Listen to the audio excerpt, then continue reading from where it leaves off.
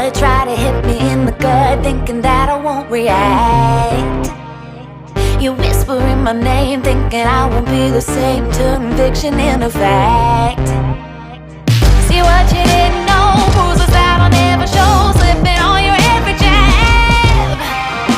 So tighten up your fist, step into the ring with this. I hope your mama's got your back. First round, you thought you would've knocked me down. Fifth round, bleeding out the side of your mouth. Final round, holding the sound of my name in the crowd. You didn't bust. Oh, oh, oh, oh. You didn't bust. Oh, oh, oh, oh, oh. Just 'cause I took a break, you're making a huge mistake, thinking you can take the throne. Look at you trembling, step into the lion's den. Bet you wish you stayed at home. Begging for mercy underneath your breath when I ain't even sweating yet. My legend's written in the stone, yeah. You're crying Adrian, defeat is now your only friend. Even your mama's gotta know. First round, you thought you would've knocked me down. Fifth round, bleeding out the side of your mouth. Final round, holding the sound of my name in the crowd. You didn't bust. Oh, oh, oh, oh. You didn't bust. Oh, oh, oh, oh,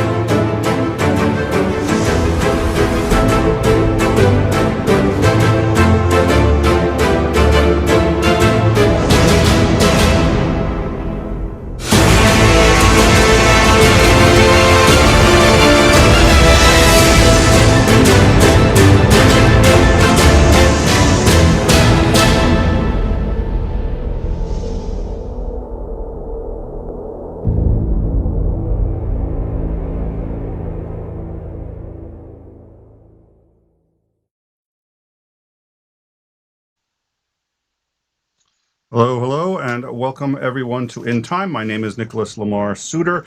Thank you for joining us. We've been wanting to do debates here on In Time for quite some time, and we've had a number of ones that almost happened and then we fell through. But we have a reasonably particular format, and it's going to be a little different than a number of debates that you are used to. In Time is an educational program, which means that while I do believe in debates, and I believe in strong disagreements and people putting forth positions with passion, our goal is to have everyone understand the perspective of each of the debaters and to understand their positions and to have the best possible communication and debate between the two. Ergo, my role here as moderator will be twofold. First, to enforce the rules of the debate, to which both gentlemen have agreed to. And second, to, if it gets to a point where we appear that there is an impasse, where they are either speaking past each other or one of them has perhaps misunderstood the argument, if I feel like I can insert myself and perhaps clarify a position, I will do so. I will do this for any side that I think is not being represented as strongly as it should be.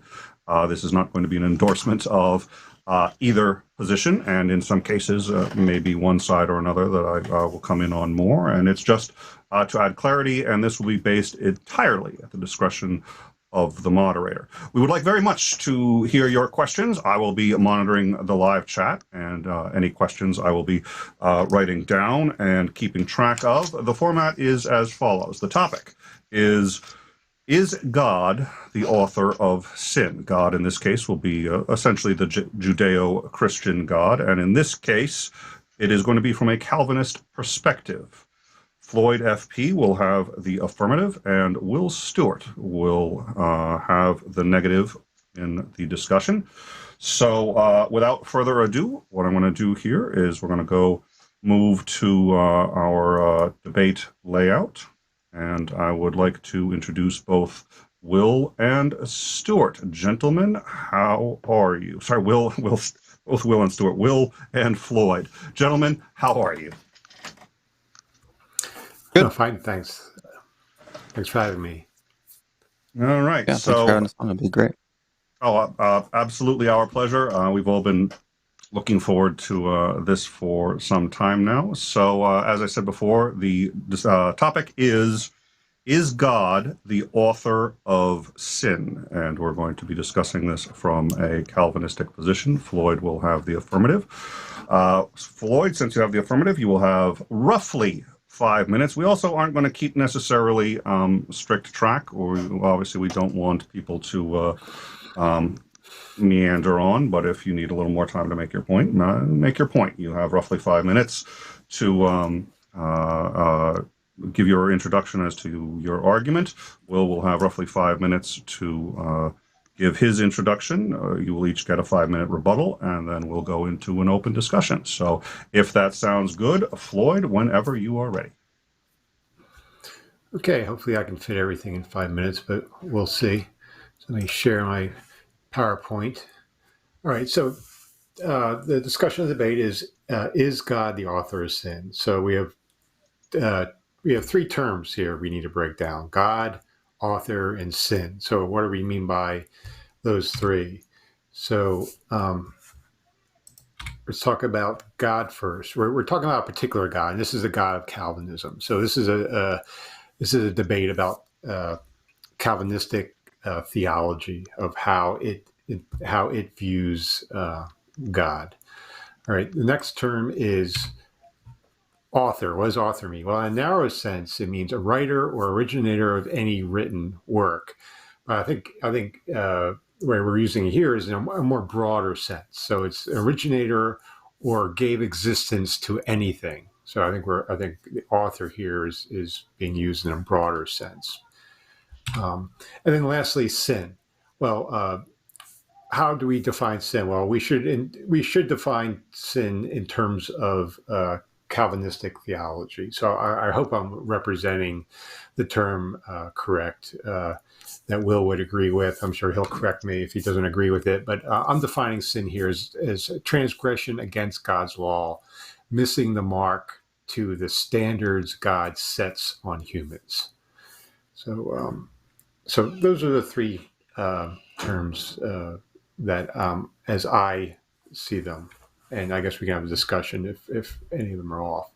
All right, so let's move forward. Okay, so again, we're talking about the Calvinistic God, and in Calvinism, God is divinely sovereign. He's in control over all creation, and God decrees all things according to His will.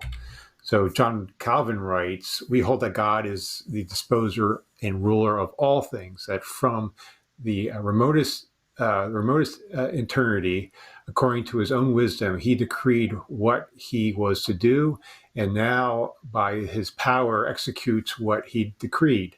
Hence, we maintain that by his providence, not heaven and earth and inanimate creatures only, but also the counsels and wills of men are so governed as to move exactly in the course which he has destined."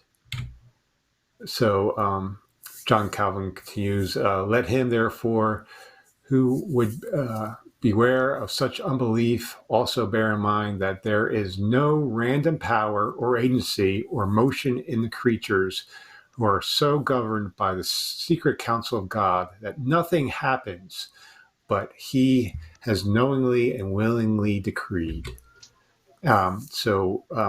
What are these things that he controls? Well, he controls the will of men, and what sort of men? Well, all men. That includes the wills of men, of thieves and murderers and other evildoers, are instruments of divine providence, being employed by the Lord Himself to execute the judgments which He has resolved to inflict.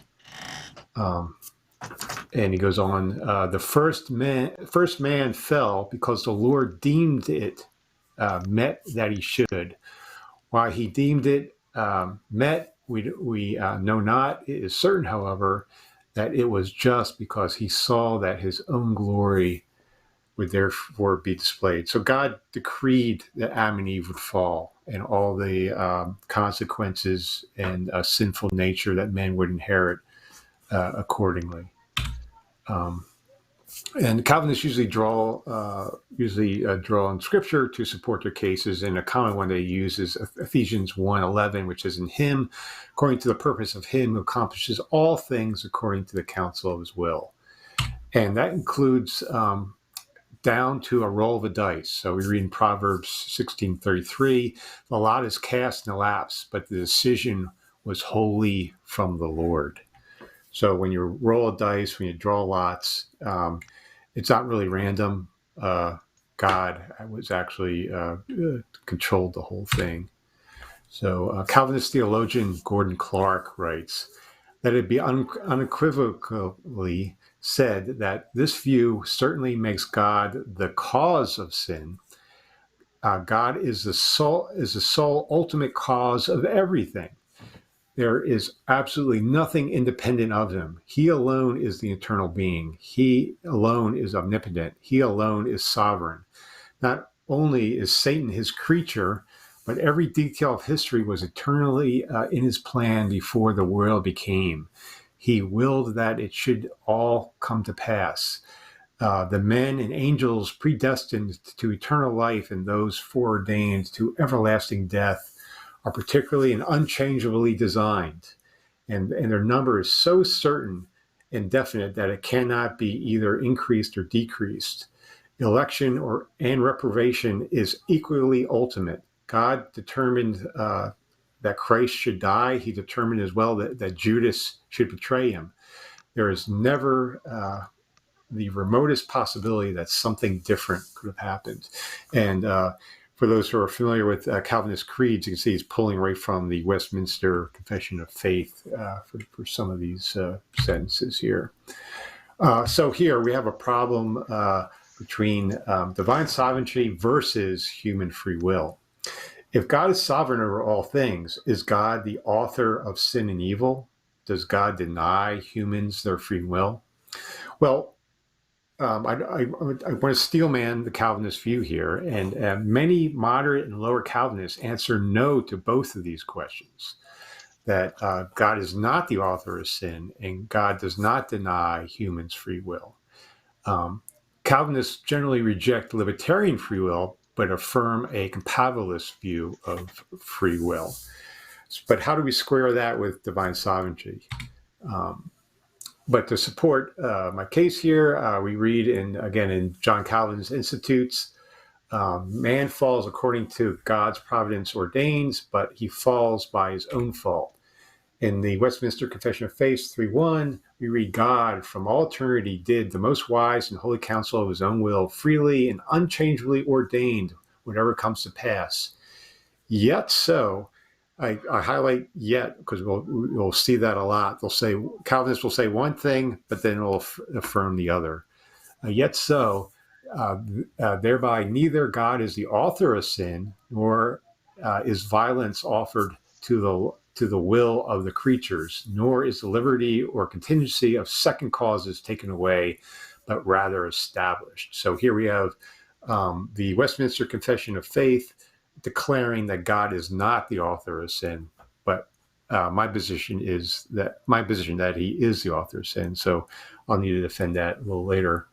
Again, the Westminster Confession of Faith 5:4 says the almighty power, unsearchably wisdom, and infinite goodness of God so far manifest themselves in his providence that extendeth its even to the first fall and to other sins of angels and men, and that not by a bare permission, but such hath joined with the most wise and powerful bounding, and otherwise ordering and governing of them in a manifold dispensation to his own holy ends. Yet so, here's yet again, as the sinfulness therefore proceedeth only from the creature and not from God, who, being the most holy and righteous, neither nor can be the author or approver of sin.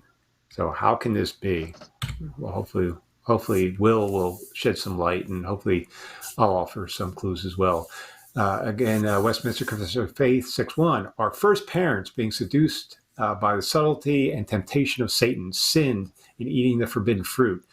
Their sin, their sin, God was pleased, according to his wise and holy counsel, to permit, and having purposed to order it to his own glory. What Calvinists will claim, though, is God never tempts people. When tempted, no one says God is tempting me, for God cannot tempt by evil, nor can he tempt anyone, for each one is tempted when his own evil desire is dragged away and enticed. So they use this verse to say, well, God doesn't tempt people to sin. But yet they acknowledge that God decreed that humans would sin. All right. So the late R.C. Sproul writes, if there is one single molecule in this universe running around loose, totally free of God's sovereignty, then we have no guarantee that a single promise of God will ever be fulfilled. Perhaps the one maverick molecule will lay waste all the grand and glorious plans that God has made and promised to us. If it is true in some sense, God foreordains everything that comes to pass, then it follows with no doubt that God must foreordain the entrance of sin into the world. This is not to say that God forced it to happen or that he imposed evil upon his creation. All that means is that God must have decided to allow it to happen. In spite of this excruciating problem, we must still affirm that God is not the author of sin. I don't know how they affirm that, but it just becomes part of their doctrine. One way they try to explain it is through secondary and proximate causes versus primary and ultimate causes. Cornelius Van Til, in his reply to J. Oliver Bussell, writes, Calvin denies vigorously that he makes God the author of sin. I, with equal consonance, asserted that the eternal death to which man rendered himself subject to proceedeth from his own fault, that God cannot in any way be considered the author of it. Here Calvin makes a distinction between remote and proximate causes. As the proximate cause of sin, man is guilty before God. When therefore you object to my saying that God is the ultimate cause, back whatsoever comes to pass, you will also need to reject Calvin's distinction between proximate and remote causes. I was simply reproducing Calvin's argument against Pigley. With Pigley, you will have to say that man's deeds of wickedness are the cause and the only and final cause of his eternal state. And there you will have, as Calvin points out, virtually denies the doctrine of sovereign grace of God in the case of the elect. I do not think that you can show how Ephesians 1:11, which says that God worketh all things after the counsel of his own will, is very different. Is a very different statement from saying God is the ultimate or remote cause back of all things, without falling into Arminianism. All right, so the Calvinist definition of author of sin is understood as reference to a secondary causation. Let me interrupt for just 1 second.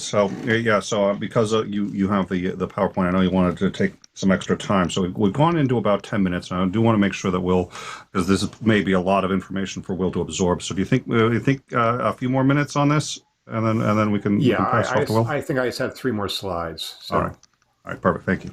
All right. Yeah, so I'll finish up here. An objector may call the Calvinist God the author of sin, where he is referring to God being the ultimate primary cause of sin, where the Calvinist will say he is not the author of sin since he is referring to the secondary cause. So God is not performing the sinful act, but rather decreeing it to happen. This is confusing since defining authorship as only secondary causation when there is a prior metaphysical primary cause which determined it. So God is the metaphysical author of sin, i.e. the primary ultimate cause, but is not committing the sinful act himself. The issue is one of metaphysical causation. Hence, under this subject of metaphysical causation, God is the ultimate cause, while man, the one who sins, is the secondary cause. So should not authorship refer to the ultimate cause and not the secondary cause? I think it does. The author of a book is the immediate cause. God is its ultimate cause, according to Gordon Clark. And I agree with that statement. Gordon Clark goes on and says, God is neither responsible nor sinful, even though he is the ultimate cause of everything. He is not sinful because in the first place, whatever God does is just and right. It is just and right simply in virtue of the fact that he does it. Justice or righteousness is not a standard external to God to which God is obligated to submit. Righteousness is what God does. Since God caused Judas to betray Christ, this causal act is righteous and not sinful. By definition, God cannot sin.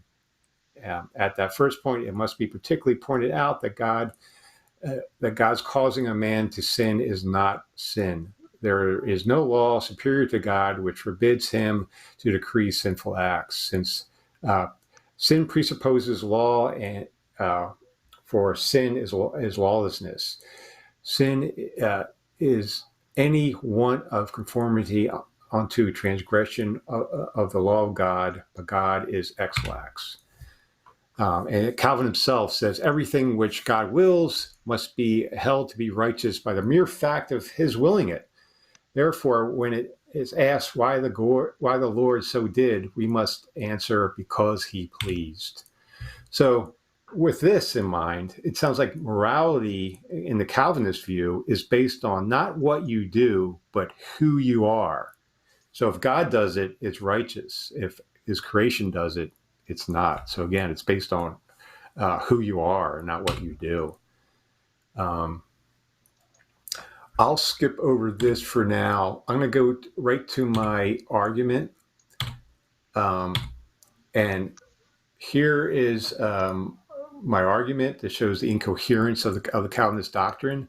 So this is a deductive syllogism I put together. One, God is not the author of sin, claims the moderate or lower Calvinist and John Calvin himself. Two, if God was pleased by his own will to predestine, foreordain, unchangeably design the fall of all humanity, created our sinful nature, foreordained sinful actions, and led man to do them by the Spirit of God, then God is the author of sin.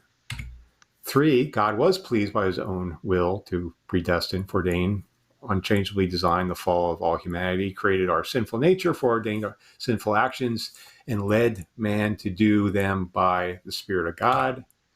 Therefore, God is the author of sin. That's modus ponens from 2 and 3. And then at 5, we have God is the author of sin, and God is not the author of sin, which is a reductio ad absurdum between 1 and 4. So I will leave it at that, at this contradiction within Calvinist theology. And again, I assert that God is in fact the author of sin. All right, Floyd, thank you very much for that. So Will, he went on for a little over about 15, 16 minutes. So, but again, it's not, so, take whatever time you need. Make sure, you hit the points. You don't need to take any more time than you, just whatever works and however you're comfortable. So whenever you're ready. Yeah, no, I mean, where do we begin? It's I'm glad that you started the presentation with defining the terms from the Calvinistic world view, but then it seems like in the middle of your presentation, it kind of shifted back to a different definition of sin.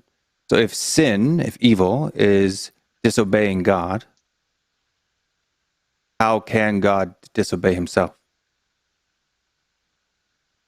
So is God the author of sin and that he created everything that exists? And so therefore the things that transgress his law are sinning against him, right? Sin is against God. It's not against each other. And for me, that's where I get on the point of I don't understand how God can necessarily be the author of sin. Has he predestined and predetermined everything to happen? Yes. Right? Has he prescribed those things to happen in the first place? Yes. But could he partake in that, and by allowing that, is he guilty of sin himself? No. That's the contradiction that's inside Calvinism, right? Because God can't disobey himself. It's a power.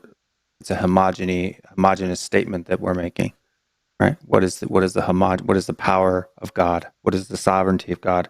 How divine is God, right? What kind of being is he if he is a triomni being, which I believe is fairly clear that the Christian Bible teaches a theology of a triomni being. But yeah, so that being said, it just depends on how you want to define words. Is God responsible for, it's God said it himself to Joseph and his brothers, right? What your brothers meant for evil, right? I meant for good. So the purpose that evil that God caused, because he's not saying that I did it. He's saying I meant it. I did it. Right? I wanted it to happen, but I wanted it to happen for good.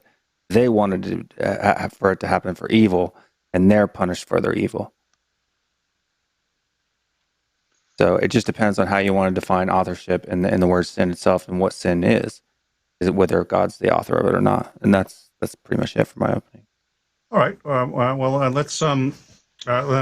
Let's actually then, instead of having a rebuttal, just go straight into the discussion if that works for each of you. So I think Sure. Floyd, he has asked. He's made a couple of points both about the definition of sin and authorship. So open discussion for you gentlemen. Yeah, well, I think we both agreed on the definition of sin, where it's a transgression against God's law.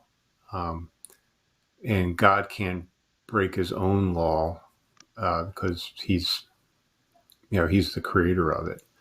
But I guess we're back to what we mean by author. Imagine I'm a author of a murder mystery novel, and I have the murderer commit horrendous acts. Now Okay.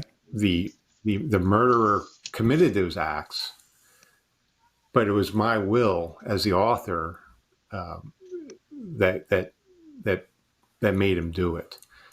I created a situation. I created his will to commit those murders. So even though he was the secondary cause, as Calvinists do it, I was the ultimate and primary cause of it. And I'm the one creating these characters, right, as the author of this book. So that's where I think the confusion is taking place, where the author is one creating everything, right, and the actors are committing the acts, so to speak. But again, by the direction of whom? Of the author. So again, I don't understand how I don't understand how you can say, well, humans are the author of sin when God is ultimately decreeing that these sins take place. So I think it makes more sense to say, no, God is the author of everything, as Gordon Clark acknowledges. God is the cause of everything, including sin, including the fall of man, including the sinful nature of man, and to a point where the unregenerated man can do no good at all. man has no power within himself to do any good. His any acts that he does is filthy rags to this God. So again, I think it just simply makes more sense as God as the author of the reality of human history, that we would call him the author of sin, and as well as Yeah, the but I author mean, of what's everything. the intent? What's the intent in calling him the author, though? Is the intent in saying that he's responsible for it? Well, yeah, I mean, ultimately he has to be responsible for it. He didn't have to create anything at all, right? But he decreed that it would all happen. But He didn't have to decree it responsible that way, in a but he was moral pleased. way is what I mean. Yeah, responsible in a moral way is my question, right? He's evil because he ordained it. Is that the statement that's being made, or no? I don't think we need to say that God is evil. Because the debate topic is he the author of sin? Now, I guess the question is, if you have an author of sin, is that person evil? If your answer is yes, then we could call God evil. I mean, in my worldview, the Calvinist God is evil, but I'm just trying to do an internal critique and point Yeah, out right. that, So since God is the initiator, is the instigator of sin, that he must be the author of sin as well. Since and it's Well, difficult for he me. set up everything. You know what we're gonna say, Will? It's difficult for me to be affirmative or pull the no here. If you're talking about, is God sovereign over all things? Did God create all that exists? Well, the answer is yes. Right? Obviously, it's yes. I don't care what necessarily theological school you come from. If you're taking it to that ultimate authority, does everything that exists, was it created by God? And God's the author of sin, regardless of whether you're Arminian, Molinist, Calvinist, or whatever, because it couldn't exist if God hadn't created it. And since it exists, he's therefore the author of it. So it's a very tricky situation. Now, are you saying that God is directly enjoying committing evil acts to people? My answer would be no, because that's not what he's doing. He's prescribed that these events happen, but he's not taking pleasure or enjoyment in them. They're happening to accomplish his will, his purpose. You're saying he It's a wasn't necessary. pleased Well, it sounds you're like saying he wasn't He's pleased not to make pleased in the man evil. fall? I mean, Calvin directly says that he was pleased to make man fall. In fact, He everything was that pleased to do he so in order decrees, to he's accomplish pleased to do. his will, his purpose. He's Right. pleased to do so Right. He's to doing it accomplish for his his own purpose. glory. Right. He does Yeah, everything for his own glory. Yeah. Right. So he's right. But what pleased I'm to do saying that. is He was he's pleased not taking when enjoyment. He's not taking enjoyment in that person's suffering. What he's doing is he is pleased with how things are running. You have to think it too. God does not see things sequentially. He sees all things all at one time, right? Past, present, future, all at once. right. So events are just He there. saw them suffering, and he Yeah. knew what he decreed would But make them suffer. Right. he saw the suffering, but he also saw the end result of what his plan had accomplished here on earth, and he was pleased in that. Right? He's So pleased are you in saying that there's the times when he's whole. not pleased? Well, as the You're Bible saying he's says, only there are pleased with times the when end God's not state. pleased. He's pleased with the result. He may not be pleased with the individual pieces of that end result. so. He may not be I can pleased with be happy. individual actions, but he's pleased with whatever this final tapestry is, because he sees the entire Right. picture where we see a piece of it. So he had to go It's like the through tapestry that's. all these Sorry. circumstances, all these years of sin and suffering and so forth, just for the final results. Is that what you're saying? That he was unpleased with what he decreed, what happened before the end result happened?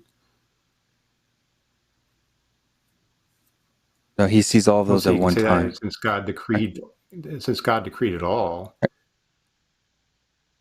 I would think he Right. would be pleased with everything that happens because he decreed it. Why would he not decree it? The Bible is very clear that there are certain things that displease God. You can start right in Genesis. According to his prescriptive will or secret will. Prescriptive is what he tells us to do. Secret will is the overarching plan, right? Right. The final purpose that we don't know. Yeah. So man clearly goes, when he sins, he clearly goes against God's prescriptive will. But in his secret will, he That's what decreed sin everything is. that would come to pass. Right. I'm confused. I'm confused as I'm agreeing with you. So what I think we need to know to go move in this discussion is what is your position rather than the internal critique. Where do you see that there are faults with this? Because if you're just going to state what we believe, then I would have to just agree with everything you said. Well, I agree with higher Calvinist Vincent Chung says, where he writes, contrary to the traditional explanation, God does not say, "Oh no, I am not the author of sin. Although I am the ultimate cause of all things, I distance myself from directly causing sin by establishing secondary causes and free agents. So although I created and sustain all things, man freely sinned by thinking and acting according to his own disposition. The evil dispositions come from Adam. As far as as for how Adam got his evil disposition, well, it just remains a mystery. It just remains a mystery for you. If this is the answer, why not jump right to the mystery and save us all time? Instead of giving the popular answer, which is weak, evasive, incoherent, and confusing, God unashamedly declares, "Yes, I do all these things. What are you going to do about it? Who are you to even ask me about it?" When it comes to metaphysics, including God's relationship to human decisions, whether for good or for evil, this is how the Bible responds. So Vincent Chung, who is a higher Calvinist, agrees that God is the authors, and I agree with him. Bro, like I said earlier, I would agree with him as well. If you're picking on the stipulation, is he the one who has done everything? Now, if you're going to say that because God is therefore the ultimate author of that sin, right? Like for instance, if he's writing a book and the character in the book murders someone else, did he write the book? Absolutely. But did he kill the person in the book? Not directly, right? So it just depends on what position that you're going to put in behind it as to whether I can affirm it, right? Are you saying it just depends? Well, and we've talked earlier. I'm saying God is the author of it. God created the will of that murderer. He set up the whole thing. Well, God is the author. God is the author of the story, where the murderer is just the actor following the directions of God, which he has no ability to do otherwise. I agree. He's totally depraved and lacks all ability to follow God's prescriptive will. Well, so let's, and because there was an interesting concept earlier that we sort of glossed over. So it sounds like actually that we would have general agreement in terms of how these words have been defined here. But we've talked about sort of first order and second order concepts, including like free will. And we haven't talked about first order and second order sin. And the reason I think that may be important is because Will seemed to be concerned with what some of the consequences of this could be. Floyd had pointed out that that's obviously not necessarily the subject of this debate, but since we do have large agreement, it might be worth exploring this. But if you're going to define sin, of course, as going against God's will, then the question is, okay, if God is the author, which there appears to be a general agreement on it in terms of how we've defined those terms so far. If God is the author, well, we know, when somebody does a sin, they are sinning. They're doing something bad. Can God sin in that sense? It seems like I would say probably not, because if he's the author, then he can't go against his own will, very much like Will said. But what does that say then for Floyd's point on the fact that he still is, in fact, the author of these people who are sinning? So is that a topic that we can maybe take a step forward and think about?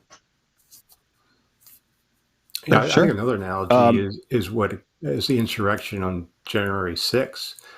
We heard a lot of the insurrections saying, Trump told us to be here. Trump told us to come. We're following his orders. Well, in this case, the will of men is being foreordained and decreed by God. So I think it's kind of it's even more drastic than Trump simply telling people to defend your freedom and stop voter corruption. Here, God is actually controlling and foreordaining the wills of men to act a certain way. So again, man is totally depraved to do otherwise. So he has to do what God wills.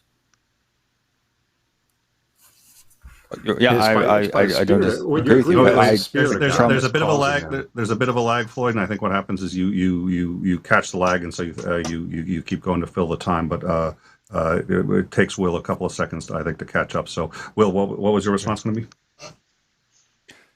Yeah, I agree with you. I mean, me personally, do I think did Trump run into the Capitol and try to do anything on his own? No, he didn't. Those people are responsible for their actions. Trump is responsible for his actions.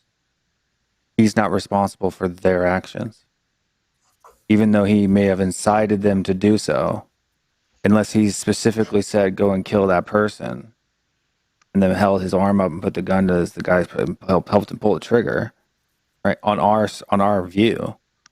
Right? But Trump isn't the creator of all things. And it depends on, we really have to get into the weight of this, right? If everyone here and watching the show is in agreement that God is the supreme, ultimate, triomni being, sovereign being in the universe, then there's no issue, right? Because there's no fingers pointing at that being and saying, why have you done this to me? Because who would dare do that, right? Paul's very clear in Romans, for example. So if there is a charge being made, it's the charge that I think that we should necessarily be discussing rather than the critique. Because if that triumni God exists and he is who he says he is in Scripture, then he is more than has the authority to do as he pleases, with whom he pleases, how he pleases, and there is nothing that we could and or should say to it about it. Well, Floyd, you had said that you think the Calvinist God is evil, so it sounds like this may be a decent way to segment into that view. Is that something you'd be up for expanding on? Well, based on my standards, on my worldview, I think the Calvinist God is evil because he creates suffering unnecessarily, and he does it for his own glory. So he's basically a egotistical tyrant where his might makes right, basically. But that's my standard of morality.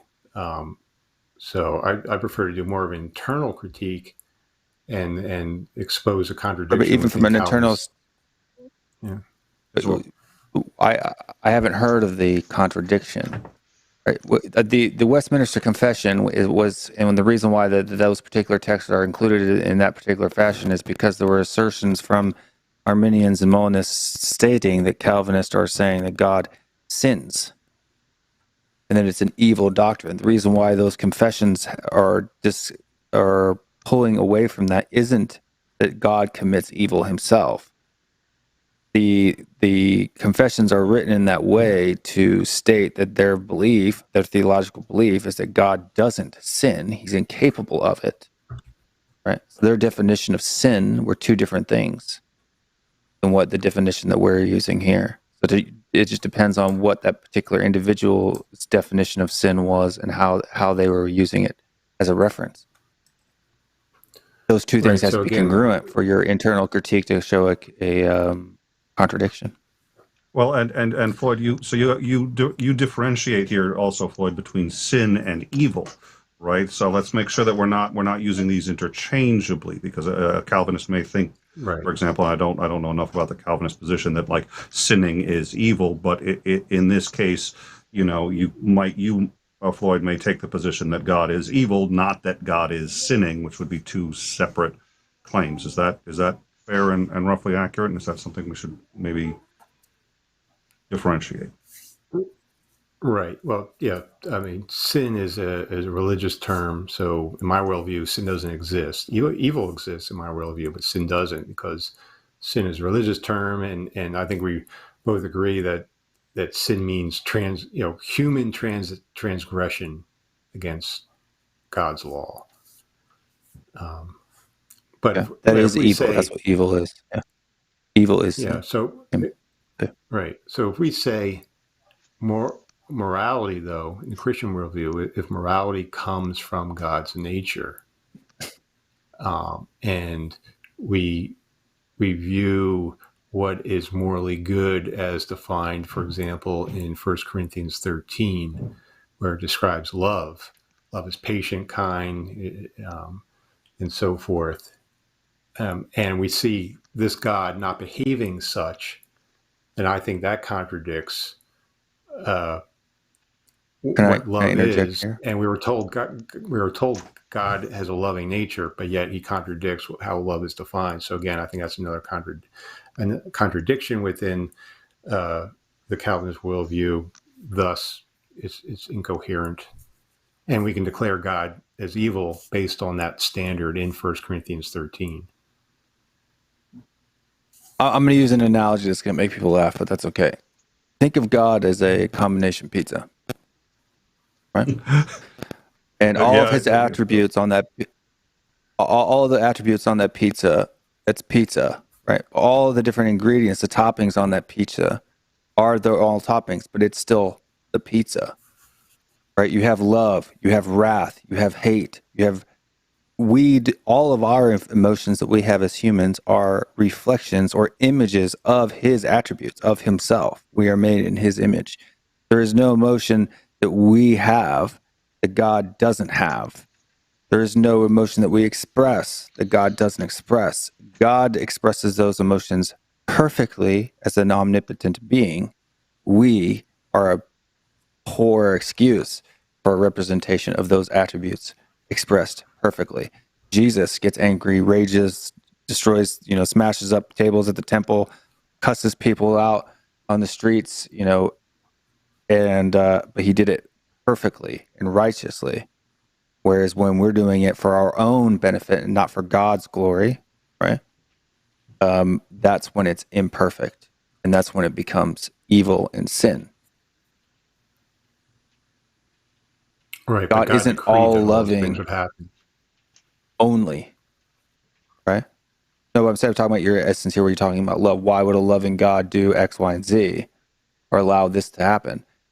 He's not just all loving. He's also, if you want to use the all thing, because I don't believe in omnibenevolence. That is not a theology that the Scripture teaches. That is a man-made doctrine. Would this be similar? He is also omni-wrath. Yeah.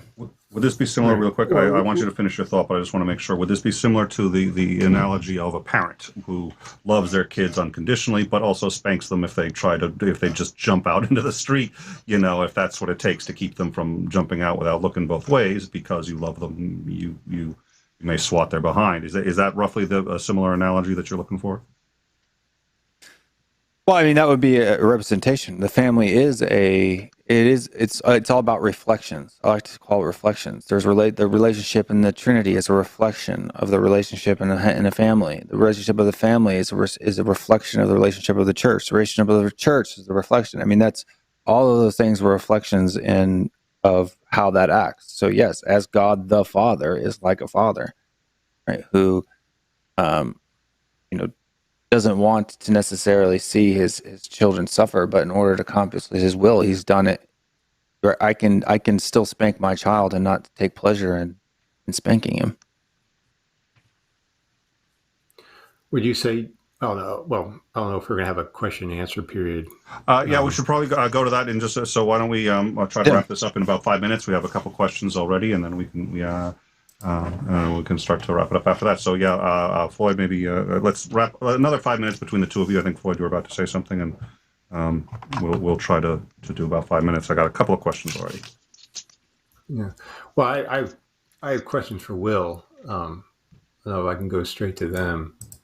Yeah, please do. But I guess the question is, let me do one quick. Is there a different standard? Let me do one quick man should act versus God. One quick interrupt. We actually never set a time. Now, this show normally goes for an hour. I have personally slated 2 hours on the off chance that we went that long. I'm good as long as we want to. I do think getting to some of the questions, but if you gentlemen are okay with going over an hour, I certainly am. I think it's a good discussion, but I'd like to, if it's okay with you gentlemen, we can keep going as long as it seems productive. But Floyd, I did cut you off. Please continue. Okay. I guess let me try to make my point of what Calvinists believe. Here's Gordon Clark again. It says, as God cannot sin, so in the next place, God is not responsible for sin, even though he decrees it. Perhaps it would be well, before we conclude, to give a little more scriptural evidence that God indeed decrees and causes sin. 2 Chronicles 18:20-22 reads, then a spirit came forward and stood before the Lord and said, I will persuade him. And the Lord said to him, in what way? So he said, I will go out and be a lying spirit in the mouth of all his prophets. And the Lord said, you shall persuade him and also prevail. Go out and do so. Now, therefore, look, the Lord has put a lying spirit in the mouth of these prophets of yours, and the Lord has declared disaster against you. This passage definitely says the Lord caused the prophets to lie. Other similar passages ought easily to come to one's remembrance, but that God is not responsible for the sin he causes is a conclusion closely connected to the preceding argument.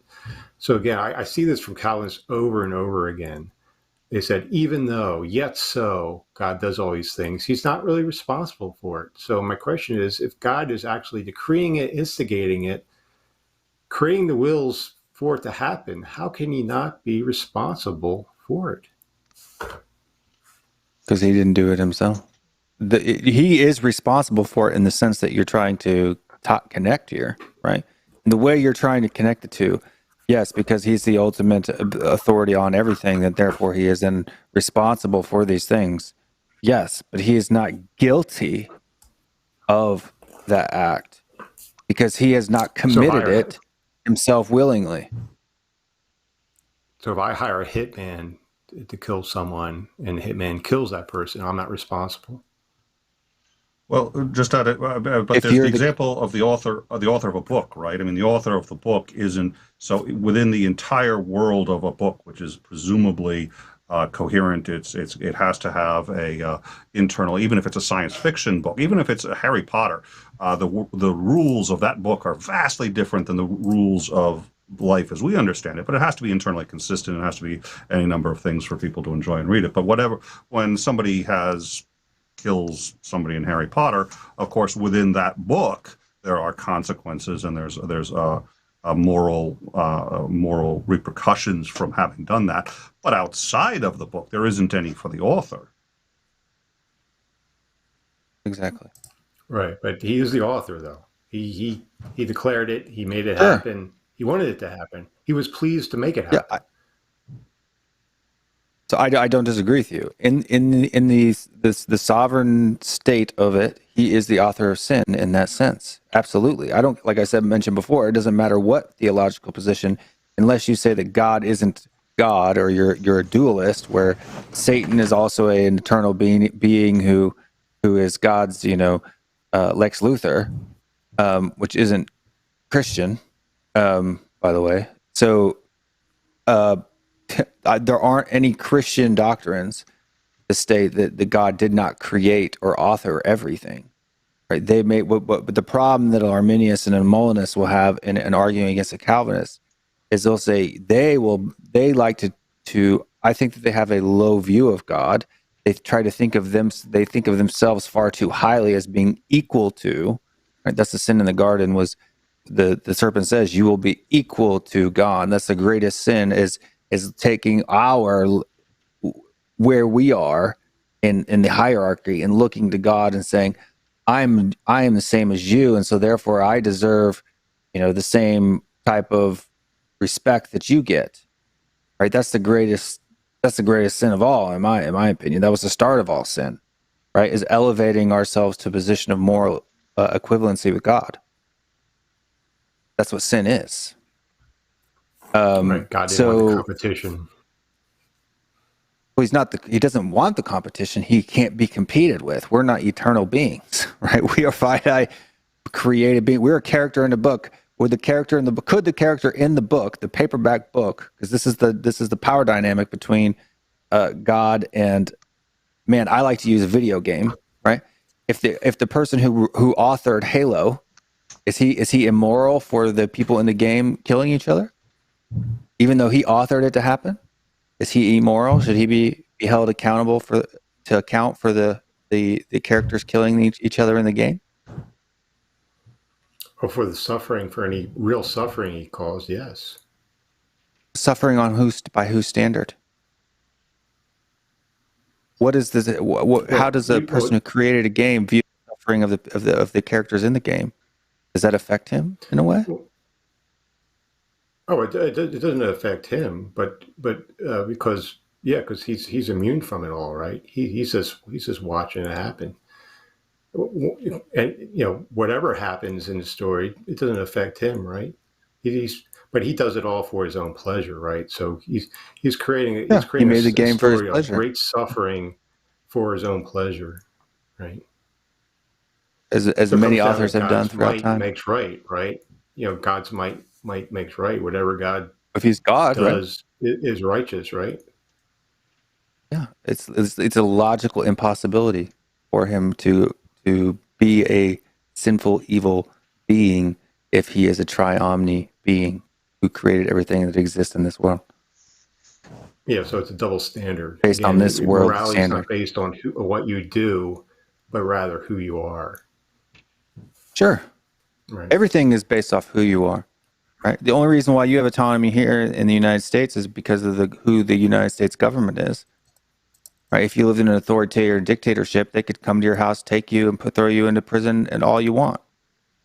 Right. Your autonomy is based on because they have the power to do so. Right. Exactly. Yeah. So it comes down to power. And not justice, not fairness. It comes down to what you can get away with, right? And God can get away with everything, right? What do you mean by get away with? He did everything, right? Because there's nothing above him, right? Correct. How's that getting away with something? You get that the term you're using there is insinuating that he's guilty. Well, no one can punish him, right? There's no authority over him, right? Yeah, Gordon Clark puts it excellent the way you're describing it. It says another aspect of human conditions presupposed by the laws God imposed on man is that they carry with them a penalty that cannot be inflicted on God. So that's why you said, there's no penalty that can be inflicted on God. Man is responsible because God calls him to account. Man is responsible Correct. because the supreme power can punish him for disobedience. God, on the contrary, cannot be responsible for the plain reason that there is no power superior to him. No greater being can hold him accountable. No one can punish him. There is no one to whom God is responsible. There are no laws which he could disobey. So what that basically boils down to is absolute power corrupts absolutely. He's just a dictator who can do whatever the hell he wants because he's in control and has complete power. So he can do whatever he wants. He's not accountable to anyone, right? So if you have a dictator, that can do whatever, he can do whatever he wants and get away with it. That's what I mean. Right. The word dictator is an emotionally charged word that you're particularly using. He's the creator. He's the author of the book. God doesn't dictate. So is the author of Harry Potter, is she a dictator? Hold on. Is she a dictator for writing the book? Is she, because those characters in that book, every action, every step, every word, every thought they have is written by her, right? So therefore, she is morally responsible. She's a dictator of them. She's inhumane because she wrote that book. And let's let him answer, and then I'm gonna ask a couple of questions, and then we'll wrap it up unless you have any other specific questions for each other. But please answer that, Floyd. In this case, he's authoring it, but the Calvinistic God is also going to hold his creation responsible for it, right? Yeah, the same way that the characters of the book are held responsible and are punished in the book. Well, he's having other people punish them if they are punished, right? But in this case, the author himself is holding these characters responsible and will punish them, right? For something that the author can't not hold them. The author of Harry Potter, she wrote every action, the evil, the good, there were consequences for that evil. Everything that was directed and written by her, right? She, after writing the book, she said, "Man, that was a good book. I enjoy it. I'm glad I wrote it, even though there's suffering in it." Right? So, how is she a dictator, moral monster, if to her it's just a story, it's just a book, right? She loves the characters that are in it. She created them; they're her creation, right? I'm a product designer. I love my designs, right? They're mine. But if I end up crumpling one up and throwing it in the trash and using a different one and going away, am I a moral monster?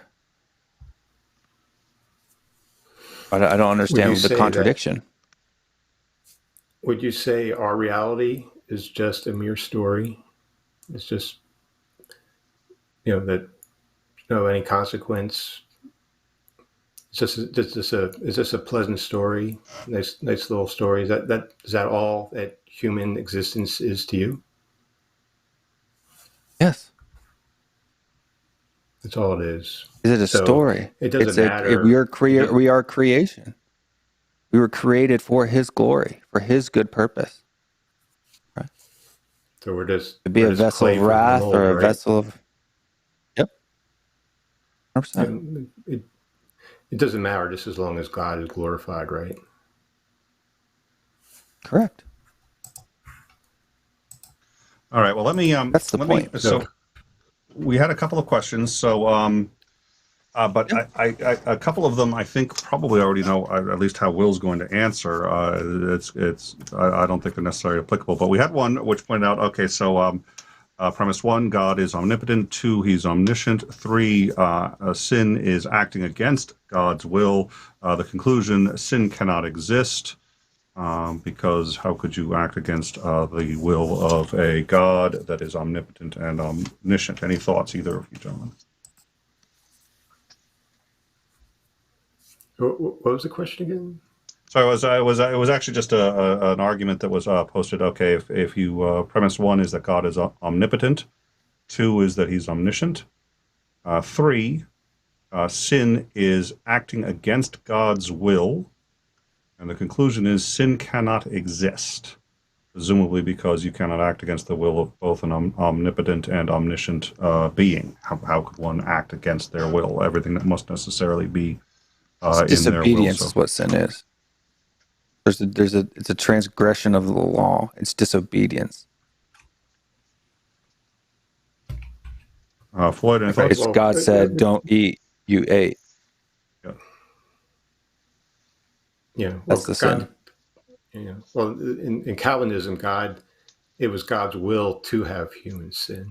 He wanted them to sin, and He will hold them responsible for something that God Himself decreed.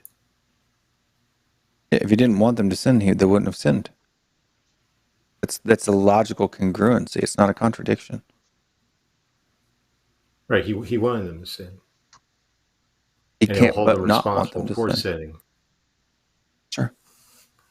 Right? Yeah. He decreed it. He decreed that Adam and Eve would fall, and all the consequences that would result from it would happen. And He did it. Why? For God's own glory, for His own pleasure. He was pleased to do so. Sure. Right. I'm still waiting for the contradiction, though. Like, you make that sound like that's a bad thing. Yeah. I completely understand. I think I completely understand your perspective, Will, but I do see why Floyd thinks that's a bad thing. I do. I will. Okay.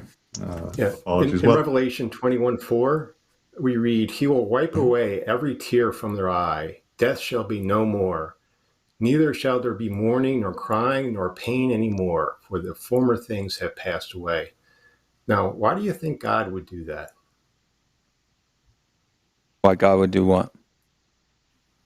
Wipe away Because He every promised tear to from do their it. eye. Death shall be no more. Neither shall there be mourning, nor crying, nor pain anymore. Why would He do that? Because He promised to do it before the foundation of the earth. Yeah, but there's no particular reason why He would do that. Is there any value? Because He wanted Is there any to. value? But there's no value in it. So. No, I don't know the value of what God said. Like, there's a huge misunderstanding on the level of what a triomni God would be, what that being entails, and what we are. Right? There is a massive. It's like us looking at the ant. It's probably not even that close. Right? So to the ant, the ant totally is different standard. Yeah, absolutely, What a totally different standard. What does it mean to be made in the image of God? A photograph is in the image of me. Right. But a reflection is my image, but it's not me. Right. But there has to be some sort of similarity, right? What is that similarity? Yeah, we have emotions, right? We love, we hate, we cry, we fight, right? We do all of those things. Yeah. God does those things? Yeah. The Bible says God does those things. God cries? Sure he does. Yeah, He weeps. Jesus wept. The human Jesus or the divine Jesus? Jesus was God. Fully man, fully God at the same time. Did it please? That's a different. Did it please Jesus to cry? Sure. I don't know if it pleased Him. You'd have to ask Him. He didn't say. Well, everything that comes to pass, he decreed, right? He does it because it pleases him, right?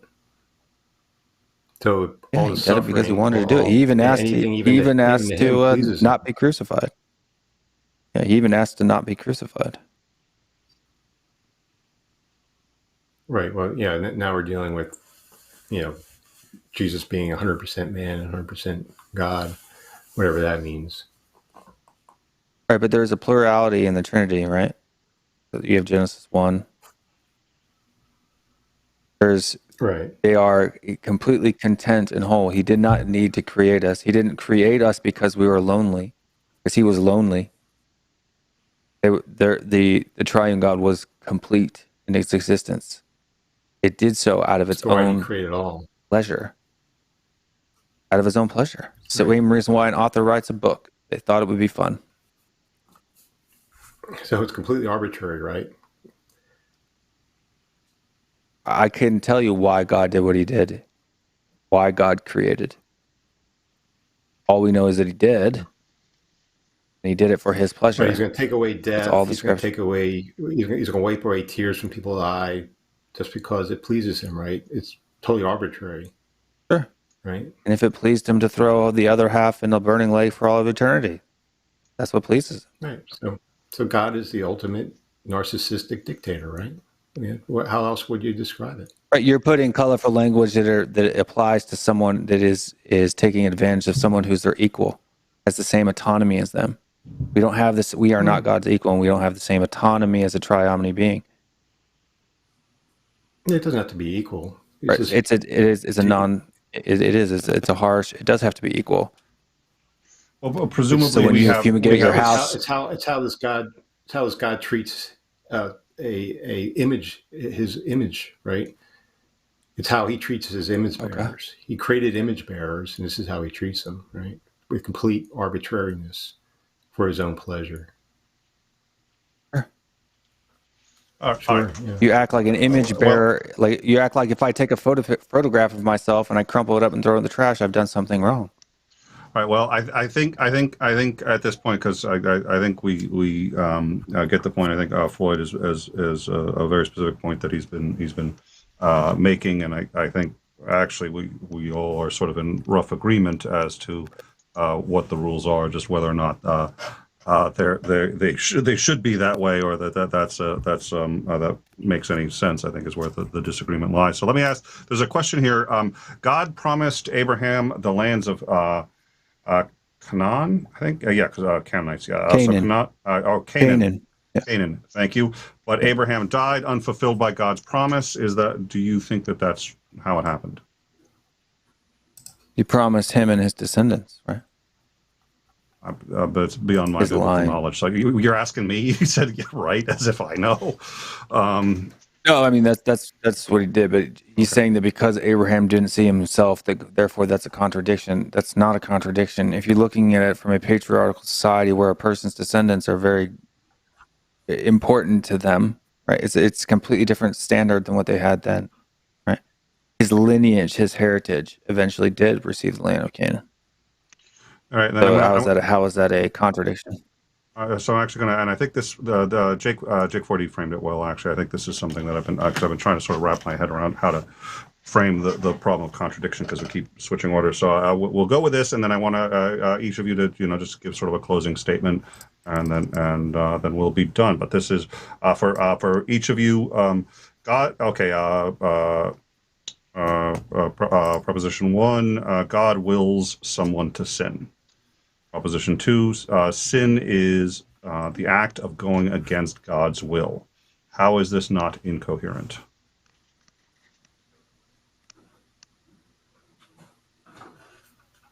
Going against God's will was not a clear way of me discussing it, right? And what I meant by will was disobeying God. I think I said that. Disobeying God, that's what sin is, right? Disobeying God. Secret will and prescriptive will. He's going against God's law. He's not going against God's decretive will. All right. So God said, "Don't eat the tree," so you ate the tree. Or or the. But it does seem to me, and I don't know if I want to start a new rabbit hole. the inconsistency. Well, no, I'm not going to go down there. Gentlemen, thank you both very much. I think it was a very interesting and informative debate, and I really appreciate hearing from both of you. So, what I would like to do, Will, wow, I'm tired. Floyd, you started first. I'd like to hear your any closing remarks you'd like to make, and then we'll go to Will, and then that'll be it. Okay, I'd like to end with an analogy. It's not completely original for me, but I edited it to make it more consistent with Calvinistic theology. Anyway, I'll read it. It says, before any of my children were conceived, I decided I would love my first child unconditionally. Any subsequent children I would hate based on the nature I determined them to have. I decided to have a particular number of children. As they grew, I gave them a rule book. I promised blessings if they loved me and obeyed me, and punishment if they disobeyed me. Only I knew from their compliance would not happen. I already determined their will to disobey me. However, in the meantime, I provided all of their needs, giving them food, shelter, schooling, etc. On my oldest child's 13th birthday, I injected a drug into him that changed his nature, where he could not resist being grateful towards me. I then gave him $1 million to bless him while I passed over his siblings. Not because he behaved any better than his brothers, but because I chose him before he was born. In fact, he had always demonstrated an antipathy towards me, just as his siblings have. I knew they inherited their disobedient disposition from their ancestors, but it isn't something they inherited from my nature. Despite this, his changed nature that I forced upon him made him eternally grateful towards me. For my other children, I did not prevent a pedophile to imprison, abuse, and torture them. When they protested, I told them that I made this irrevocable choice before they were born not to help them. As they cried out in agony, I reminded them that they had misbehaved quite often and so deserved their fate. But why did you conceive us then, they cried? Because this is my good pleasure and it glorifies me. Also, just think of how much your older brother will appreciate me not allowing the same thing happen to him, I rebuked them. After all, I can do whatever I want, just like the molder can do to a lump of clay. Upon seeing my actions, my neighbors praised me for being so wise, just, and loving. Wasn't it wonderful for me to give my oldest child that money? After all, he didn't deserve it. And my other children were fortunate to get what they did before I let them go their own way. My friends were pleased and voted me Father of the Year. So I'll end with that.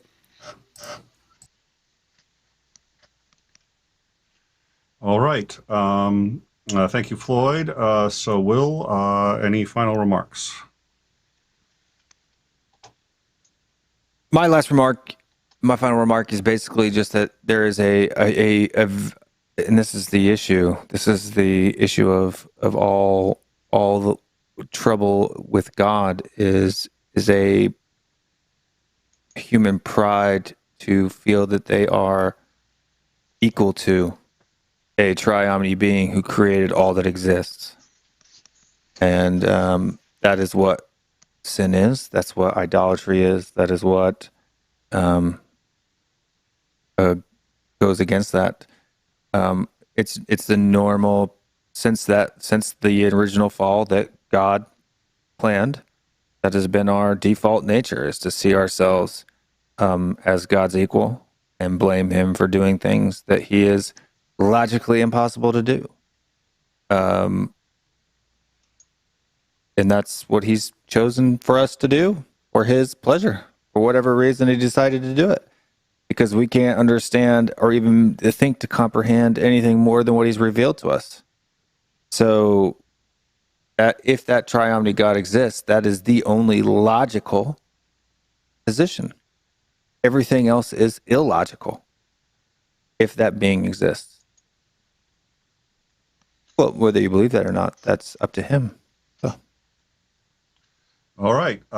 Will, thank you very much. I hope you guys will consider coming back. I certainly think either something on coherency of belief and or coherency of free will would be another interesting topic. But until such time, if you've gotten this far, hopefully you've liked the stream. I hope you will give it a thumbs up. That really does help us in the algorithms. So it's a great way to support us. You can also go into the Discord. I don't know if you gentlemen will be free to join us in the Discord afterwards. I hope if you have a little time left. I know Floyd's been in our Discord a couple times. Will, I don't know if you have it. If I can get you that. If you don't, I can join it here. I think Titus put the link in there. Yes, he did. So perfect. But anyways, then we've got Digital Hammurabi Dr. Josh is coming. On Thursday, we've got Dr. Josh on Christian apologetics for the Old Testament, and I think we're going to be looking forward to that. Thank you all for joining us and watching, and thank you, Floyd. Always nice to have you on. Really appreciate it. Will, good to see you again. Good night, all, and see you soon.